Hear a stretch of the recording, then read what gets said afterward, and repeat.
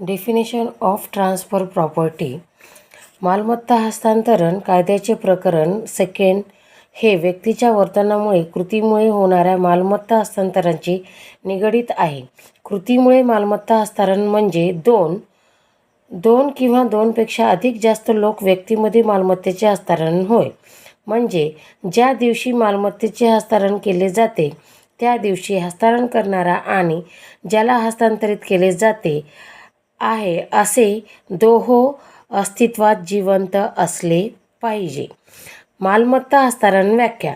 कलम 5 नुसार मालमत्ता हस्तांतरण म्हणजे अशी कृती ज्याद्वारे जिवंत व्यक्ती वर्तमान किंवा भविष्यकाळात एक किंवा एकापेक्षा अधिक किंवा स्वतः आणि एकापेक्षा जास्त जिवंत व्यक्तींना मालमत्ता हस्तांतरित करते आणि मालमत्ता हस्तांतरणाची आवश्यक ही कृती